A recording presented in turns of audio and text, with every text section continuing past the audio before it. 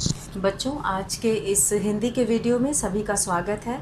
और आज हम लोग हिंदी की वसंत भाग 1 कक्षा 6 की हिंदी की पुस्तक का 17वां पाठ पढ़ने जा रहे हैं, जिसका नाम है सांस सांस में बाँस। बाँस शब्द सभी ने सुना होगा। बाँस से बहुत सारी चीज़ें बनाई जाती हैं और बाँस का प्रयोग जो है बहुत ही ज़्यादा होता है। तो यहाँ पर बाँस के बारे में इस पाठ में हम लोग जानकारी प्राप्त करेंगे। तो शुरू करते हैं हम लोग ये पाठ सांस सांस में बाँस। और इसे लिखा है, इसके लेखक हैं एलेक्स एम जॉर्ज और इसका हिंदी में अनुवाद हुआ है शशि सबलोक ने। तो शशि सबलोक ने ये जो है हिंदी में ट्रांसलेट किया है दूसरी भाषा में लिखी किताब पाठ को। अब यहाँ पर जो है शुरुआत होती है, एक जादूगर थे चंगकी चंगल नबा। इसे पढ़ेंगे चंगकी चंगल नबा। एक साथ पढ़ेंगे चंगकी चंगल नबा। अपने जीवन में उन्होंने कई बड़े बड़े करतब दिखलाए। करतब मतलब कौशल। करतब कहते हैं कौशल को, कला, अपनी कला। जैसे किसी किसी को कला होती है रस्सी पर चलने की, और कोई जो है वो आग के गोले के बीच में से निकल जाता है, तो ये सब करतब कहलाता है। और कोई जो है गाड़ी मोटरसाइकिल को लेकर पिंजरे के अंदर चलाता है उसे, तो ये सब जो है करतब कहलाते हैं। तो अपने जीवन में उन्होंने कई बड़े बड़े करतब दिखलाए, यानी कि यहाँ पे करतब से मतलब है कौशल से और अपनी कला से मतलब है। तो जब मरने को हुए तो लोगों से बोले, मुझे दफनाए जाने के छठे दिन मेरी कब्र खोद कर देखोगे तो कुछ नया सा पाओगे। तो यहाँ पर जब मरने को हुए तो उन्होंने लोगों से जब मरने को हुए तो लोगों से वो बोले कि मुझे दफनाए जाने के छठे दिन। दफनाया जाना मतलब ज़मीन में गाड़ना।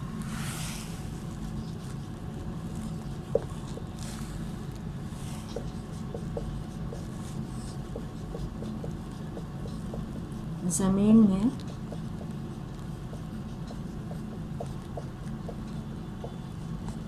गाड़ना। और कब्र कहते हैं शव को दफनाने वाला गड्ढा, कब्र।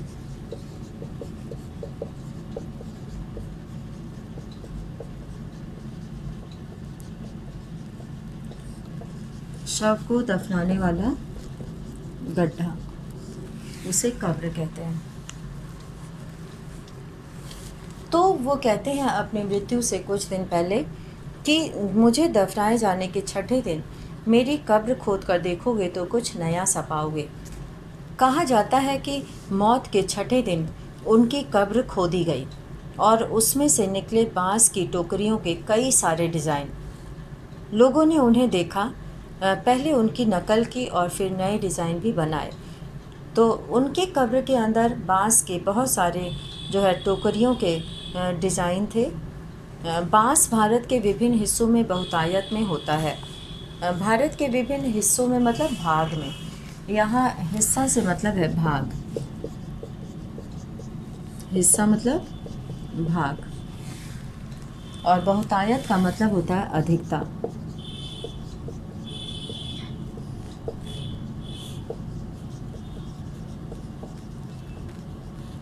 बहुतायत का मतलब है अधिकता, यानी कि बहुत अधिक मात्रा में। तो बाँस जो है भारत के विभिन्न हिस्सों में, विभिन्न भागों में बहुतायत में होता है, यानी कि बहुत अधिक मात्रा में होता है। भारत के उत्तर पूर्वी क्षेत्र के 7 राज्यों में बाँस बहुत उगता है, इसलिए वहाँ बाँस की चीज़ें बनाने का चलन भी खूब है। तो जहाँ पर बाँस अधिक मात्रा में होता है तो वहाँ पर उसी से बहुत सारी चीज़ें बनाई जाती हैं। सभी समुदायों के भरण पोषण में इसका बहुत हाथ है। यहाँ हम खास तौर पर देश के उत्तरी पूर्वी राज्य नागालैंड की बात करेंगे।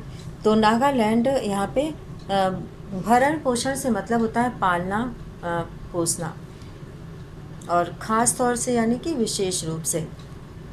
तो इंग्लैंड यहाँ पे हम ख़ास तौर पर देश के उत्तरी पूर्वी राज्य नागालैंड की बात करेंगे। नागालैंड के निवासियों में बांस की चीज़ें बनाने का खूब प्रचलन है। प्रचलन है यानी कि परंपरा में हो।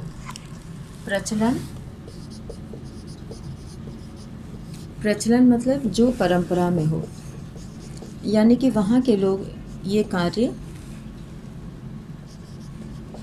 करते हैं जो परंपरा में हो, तो वो प्रचलन होता है, यानी कि वहाँ का ये कार्य होता है।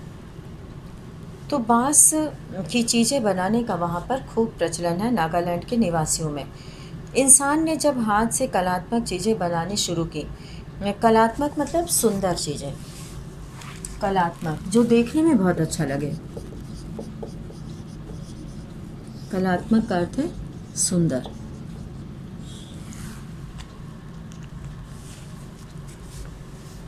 कलात्मक चीज़ें बनानी शुरू की। बांस की चीज़ें तभी से बन रही हैं। आवश्यकता के अनुसार इसमें बदलाव हुए हैं और अब भी हो रहे हैं। बदलाव यानी परिवर्तन,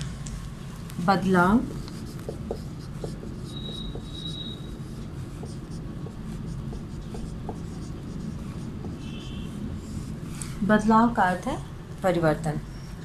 तो जब यहाँ के इंसान ने जब हाथ से सुंदर चीज़ें बनाना शुरू किया, तो बांस की चीज़ें तभी से बन रही हैं।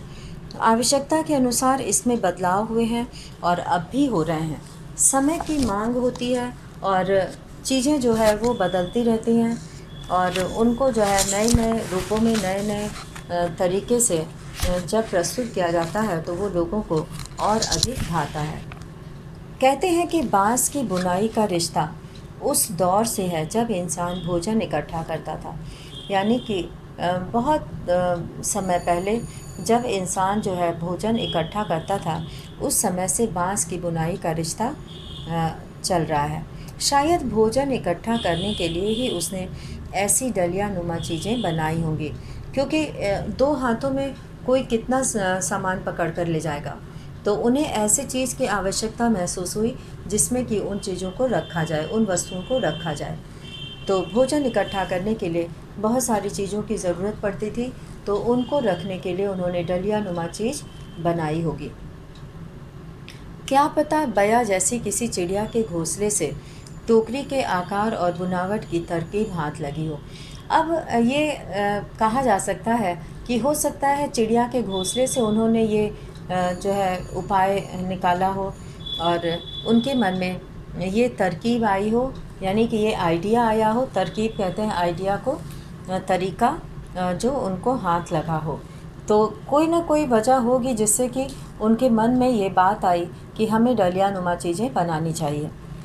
बांस से केवल टोकरियाँ ही नहीं बनती, बांस की खपच्चियों से ढेर चीज़ें बनाई जाती हैं, जैसे तरह तरह की चटाइयाँ, टोपियाँ, टोकरियाँ, बर्तन, बैलगाड़ियाँ, फर्नीचर, सजावटी सामान, जाल, मकान, पुल और खिलौने भी। तो ये सारी चीज़ें बांस से बनाई जाती हैं। खिलौने भी बहुत सुंदर बनते हैं बांस से, उनको रंगीन बनाया जाता है। और अब यहाँ पर एक बॉक्स में लिखा है, बांस से मेरा रिश्ता। बांस का यह झुरमुट, झुरमुट मतलब झुंड, बांस जो है एक साथ बहुत सारे बांस जो है वो ऊपर तक रहते हैं। झुरमुट उसको कहते हैं क्योंकि उसमें बहुत सारे बांस एक साथ रहते हैं। मुझे अमीर बना देता है। बांस का यह झुरमुट मुझे अमीर बना देता है। इससे मैं अपना घर बना सकता हूँ। बांस के बर्तन और औजार इस्तेमाल करता हूँ। सूखे बांस को मैं ईंधन की तरह इस्तेमाल करता हूँ। बांस का कोयला जलाता हूँ। बांस का अचार खाता हूँ।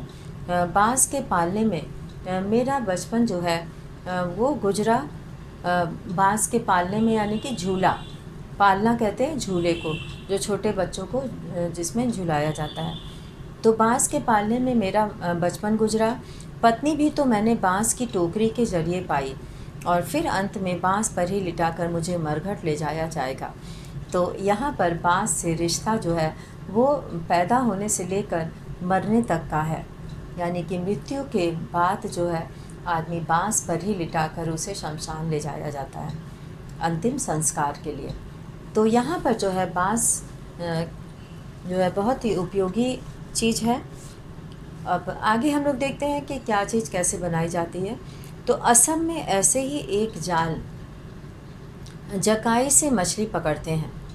अब यहाँ पर जो है मछली पकड़ने के लिए भी जो जाल बनाया जाता है वो भी जो है बांस से ही बनता है। तो बांस से मनुष्य का रिश्ता जो है वो बहुत ही पहले से है, जबकि वो अपने भोजन इकट्ठा करता था और तभी उसने ऐसी डलिया नुमा चीज़ें बनाई होंगी। तो असम में ऐसे ही एक जाल जकाई से मछली पकड़ते हैं। छोटी मछलियों को पकड़ने के लिए इसे पानी की सतह पर रखा जाता है या धीरे धीरे चलते हुए खींचा जाता है। तो यहाँ पे छोटी मछलियों को पकड़ने के लिए पानी के ऊपर इसे रख दिया जाता है और धीरे धीरे खींचते हैं तो ये थोड़ा टेढ़ा हो जाता है और उसमें जो है छोटी मछलियाँ फंस जाती हैं। बांस की खपच्चियों को इस तरह बांधा जाता है कि वे एक शंकु का आकार ले लें। जैसा कि यहाँ पे शंकु का आकार है, ऊपर से चौड़ा है और नीचे से पतला है। तो और ये ऊपरी सिरा अंडाकार होता है। निचले नुकीले सिरे पर खपच्चियाँ एक दूसरे से गुथी हुई होती हैं, एक दूसरे में बुनी हुई होती हैं। खपच्चियों से तरह तरह की टोपियाँ भी बनाई जाती हैं। असम के चाय बागानों के चित्रों में तुम्हें लोग ऐसी टोपियाँ पहने दिख जाएंगे। और हाँ, उनकी पीठ पर टंगी बांस की बड़ी सी टोकरी देखना न भूलना। और वो अपनी पीठ पर बड़ी सी बांस की टोकरी टांग लेती हैं और ये जो है बहुत भारी भी नहीं होता है, जैसे कि और मेटल वाली चीज़ें भारी होती हैं।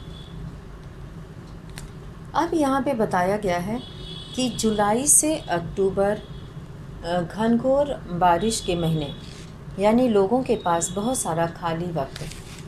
ये सभी जानते हैं कि जब वहाँ पर बारिश होती है उत्तर पूर्वी क्षेत्रों में, तो बारिश होने पर वहाँ कई कई दिन तक लगातार बारिश होती रहती है और बारिश होने से वहाँ पर पानी बहुत भर जाता है और लोगों के पास बहुत सारा खाली वक्त होता है, क्योंकि पानी चारों तरफ हो जाने से काम ठीक से नहीं हो पाता है। और या यहाँ पर हम ये कह सकते हैं कि लोगों के पास बहुत सारा खाली वक्त, या कहो आसपास के जंगलों से बांस इकट्ठा करने का सही वक्त, और वो आसपास के जगहों से बांस इकट्ठा करने का काम इस समय कर लेते हैं, क्योंकि बारिश की वजह से बहुत सारा काम नहीं हो पाता है। आमतौर पर वे 1 से 3 साल की उम्र वाले बांस काटते हैं।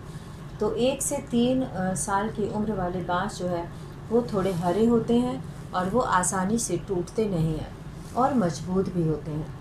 तो जब वो थोड़े हरे होते हैं तो उनको आकार देना आसान होता है, उनको किसी भी आकार में मोड़ा जा सकता है। लेकिन जो बांस कड़े हो जाते हैं वो जो है सख्त हो जाते हैं, कठोर हो जाते हैं और उनको अगर हम घुमाएंगे मोड़ेंगे तो वो टूट भी सकते हैं। तो 1 से 3 साल की उम्र वाले बांस काटते हैं। बूढ़े बांस यानी यहाँ पे बूढ़े बांस कहने से मतलब है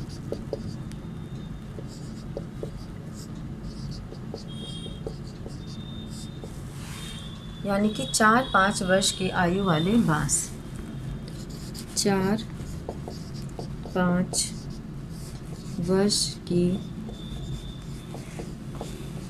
आयु वाले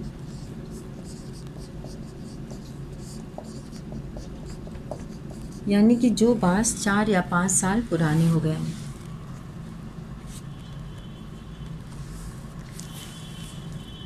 तो बूढ़े बांस सख्त होते हैं और टूट भी तो जाते हैं।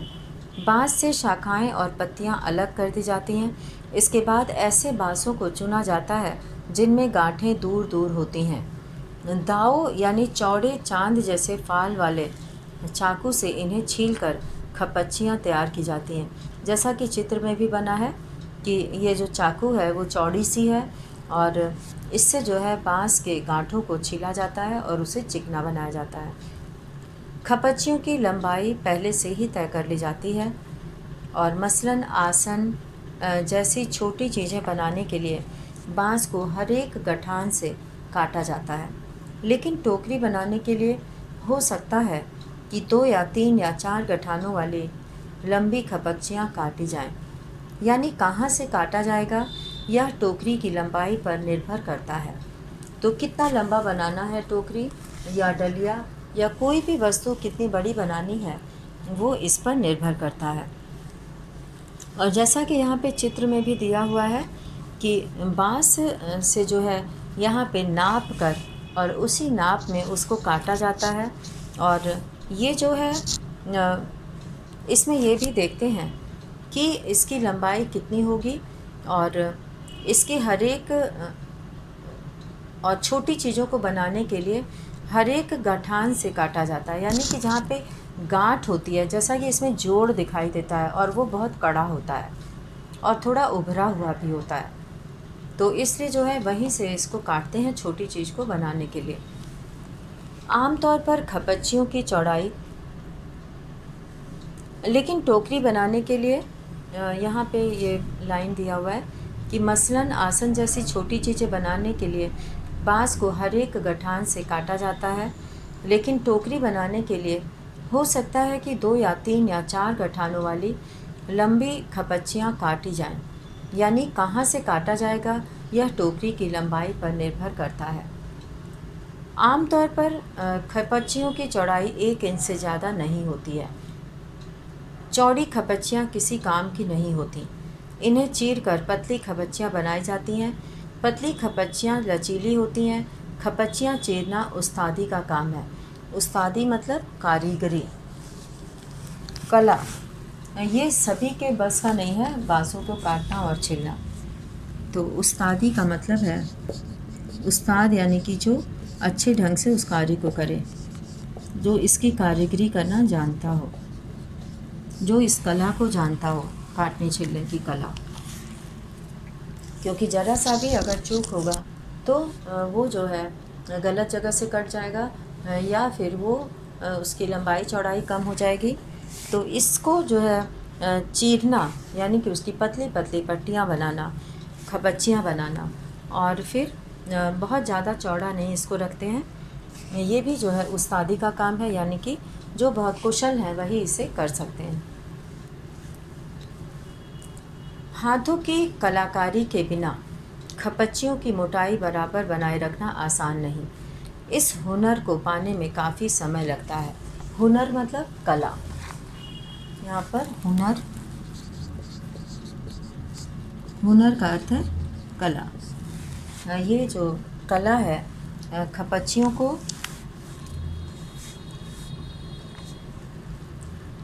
खपच्चियों की मोटाई बराबर रखना और उसे उसी हिसाब से काटना और छीलना। टोकरी बनाने से पहले खपच्चियों को चिकना बनाना बहुत ज़रूरी है। अब यहाँ पर चिकना क्यों बनाना ज़रूरी है? क्योंकि बाँस में रेशे बहुत होते हैं। जब उसे काटा जाता है या छीला जाता है तो उसमें रेशे बहुत होते हैं और वो चुभ सकते हैं और उसमें दूसरी कपड़े वगैरह फंस सकते हैं। तो उन रेशों को चिकना करना ज़रूरी होता है। तो बाँस यहाँ पे खपच्चियों को चिकना बनाना ज़रूरी होता है। यहाँ फिर दाव काम आता है, तो दाव से जो है उसे बराबर किया जाता है। खपच्ची बाएं हाथ में होती है और दाव दाएं हाथ में। दाव का धारदार सिरा खपच्ची को दबाए रखता है और जबकि तर्जनी दाव के एकदम नीचे होती है। इस स्थिति में बाएं हाथ से खपच्ची को बाहर की ओर खींचा जाता है। इस दौरान दायां अंगूठा दाव को अंदर की ओर दबाता है और दाव खपच्ची पर दबाव बनाते हुए घिसाई करता है जब तक खपच्ची एकदम चिकनी नहीं हो जाती। यह प्रक्रिया दोहराई जाती है। प्रक्रिया यानी किसी काम को करने का ढंग।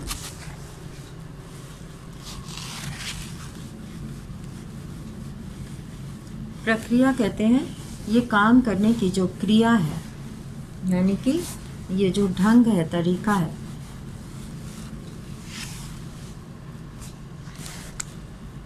प्रक्रिया प्रक्रिया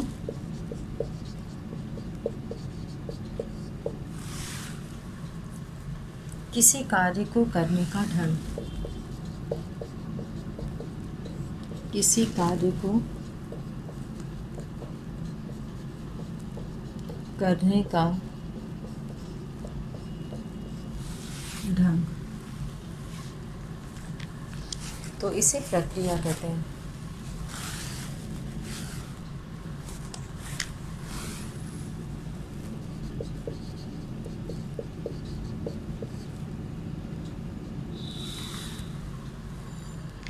तो किसी कार्य को करने का जो ढंग होता है उसको प्रक्रिया कहते हैं। और इसमें जो है ये इसको तब तक छीला और घिसा जाता है जब तक कि खपच्ची एकदम चिकनी ना हो जाए। यह प्रक्रिया दोहराई जाती है, यानी कि इसे तब तक करते हैं जब तक कि वो चिकना ना हो जाए। इसके बाद होती है खपच्चियों की रंगाई, और अब उसे सुंदर बनाने के लिए उसको रंगना ज़रूरी होता है, और अगर रंगीन ना बनाया जाए तो वो देखने में अच्छी नहीं लगती। इसके लिए ज़्यादातर गुड़हल, इमली की पत्तियों आदि का उपयोग किया जाता है। काले रंग के लिए उन्हें आम की छाल में लपेटकर कुछ दिनों के लिए मिट्टी में दबाकर रखा जाता है, जिससे कि वे काली हो जाती हैं। तो यहाँ पर बाँस से बनी हुई चीज़ों को अगर उसी तरह से रखा जाए तो वो देखने में सुंदर नहीं लगेंगी, क्योंकि उसका रंग जो है वो बिल्कुल हल्का होता है और जो है देखने में बहुत आकर्षक नहीं लगता है। तो इसलिए जो है उनको रंगने के लिए गुड़हल का जो फूल होता है वो लाल रंग का होता है, तो उससे जो है लाल रंग, इमली की पत्तियों आदि का उपयोग करके उसे रंगीन बनाया जाता है। और जब उसे काला बनाना होता है तो आम की छाल में लपेट कर कुछ दिनों के लिए रख दिया जाता है दबाकर। तो बाँस की बुनाई वैसे ही होती है जैसे कोई और बुनाई।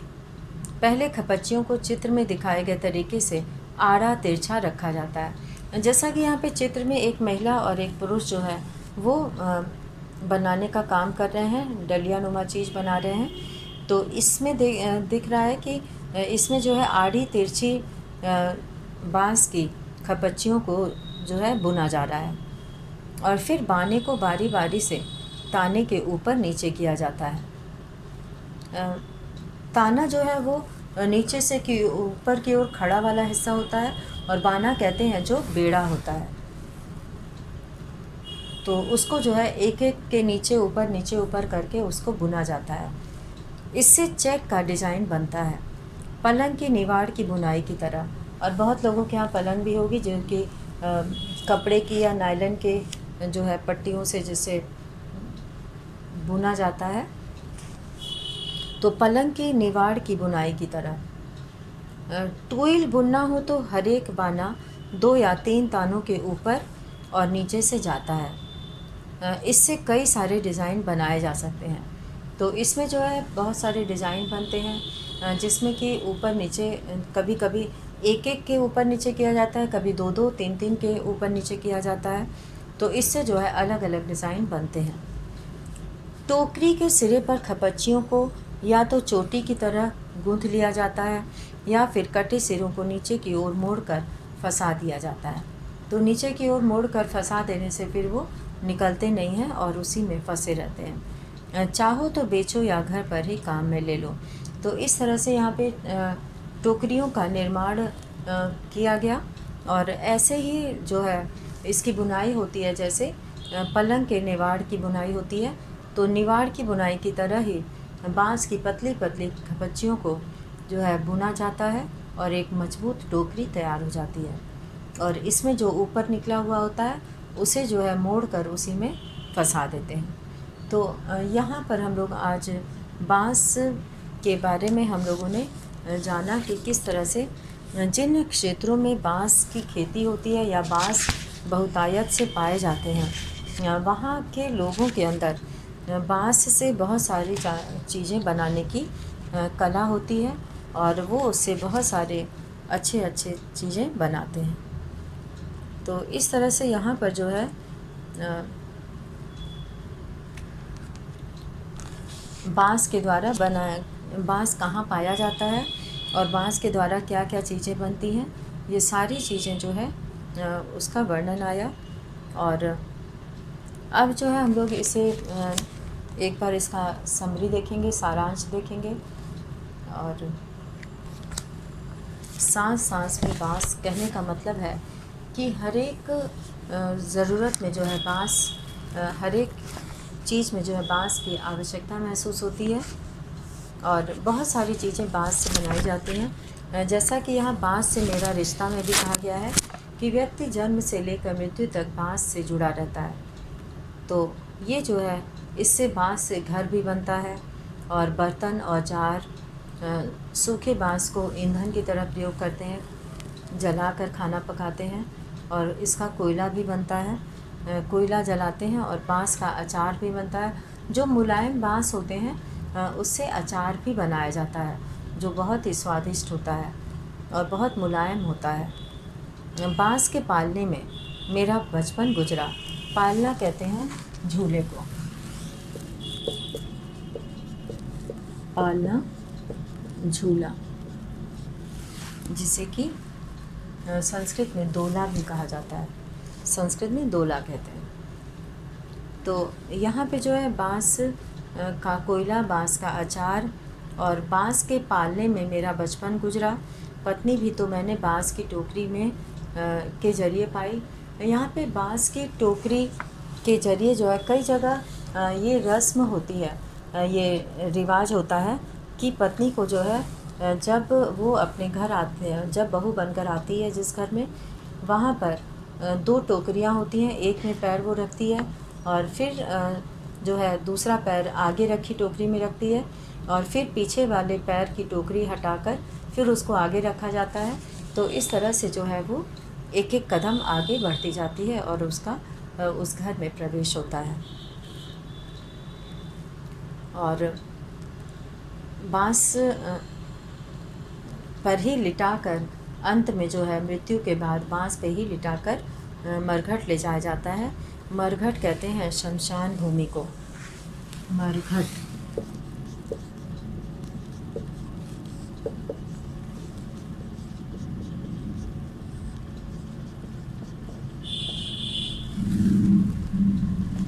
शमशान भूमि। तो इस तरह से यहाँ पर बांस का जो है मनुष्य के जीवन से गहरा रिश्ता है। और बांस से तरह तरह की चीज़ें बनाई जाती हैं, जैसा कि तरह तरह की चटाइयाँ बनती हैं जो बहुत ही सुंदर दिखाई देती हैं। और टोपियाँ बनती हैं, टोकरियाँ, जो आसाम में और यहाँ पे चाय बागानों में भी बहुत सारे जो है अपनी पीठ पर टोकरी बांधे रहते हैं और उसमें जो है चाय की पत्तियाँ तोड़कर इकट्ठा करते हैं। टोकरियाँ, बर्तन, बैलगाड़ियाँ, फर्नीचर, सजावटी सामान, जाल, मकान, पुल और खिलौने भी बनाए जाते हैं। ये सारी चीज़ों के निर्माण में बांस का बहुत ज़्यादा प्रयोग होता है। और असम में और नागालैंड में इन सब जो उत्तरी पूर्वी जो भारत के क्षेत्र हैं वहाँ पर बहुतायत से बांस जो है वो पाया जाता है और वहाँ जो है बांस ही प्रमुख उद्योग है। और इतना ही नहीं, बांस से बनी हुई चीज़ें जो है वो विदेशों में भी बहुत पसंद की जाती हैं। इसका व्यापार जो है वो विदेशों तक में होता है। और यहाँ पे जो है बांस को वंश वृक्ष भी कहते हैं, संस्कृत में वंश वृक्ष कहते हैं। तो बांस का जो व्यवसाय है, बांस का जो बिजनेस है, उद्योग है, व्यापार है, वो विदेशों में भी बहुत प्रसिद्ध है। तो यहाँ की बनी हुई चीज़ें विदेशों में भी बहुत पसंद की जाती हैं और इसीलिए जो है यहाँ के लोग इसी कला से जुड़े होते हैं। बांस से बनी हुई चीज़ें ही यहाँ पर बहुतायत से मिलती हैं, अधिकता से मिलती हैं। तो इस तरह से यहाँ पर जो है इस शंकु का ऊपरी सिरा जो है अंडाकार है, जैसा कि यहाँ पे टोकरी, झाड़ू, बहुत सारी चीज़ें यहाँ पे दिखाई दे रही हैं। और बांस से घर भी बनता है, जैसा कि चित्र में, पहले चित्र में भी दिया है। बांस का पेड़ कैसा होता है, इसमें लंबी लंबी पत्तियाँ होती हैं और थोड़ी थोड़ी दूर पे इसमें गांठ होती है और गांठ का हिस्सा जो है वो कड़ा होता है। तो ऐसे जो है वही हिस्सा जो है वो छील कर उसको अगर छोटी चीज़ें बनानी होती हैं तो उसी गांठ से उसको काटते हैं, और जैसे ही बड़ी चीज़ें बनानी होती हैं उतने नाप से जो है बांस की खपच्चियाँ काटी जाती हैं। और ये जो है कुशल लोगों के द्वारा ही हो पाता है, और इसमें जो है बहुत कारीगरी की आवश्यकता होती है, क्योंकि इसमें नाप से जो है पतली पतली पत्तियाँ काटनी होती हैं। तो इससे जो है खपच्चियों को बनाने के लिए तेज़ धारदार चाकू का प्रयोग किया जाता है, जो चौड़ा होता है, और उससे जो है इसको काटा और छीला जाता है। तो आज के इस वीडियो में हम लोगों ने सांस सांस में बाँस ये पाठ पढ़ा और इसके बारे में बहुत सारी जानकारियाँ प्राप्त की। तो इसी के साथ आज का वीडियो समाप्त करते हैं। धन्यवाद।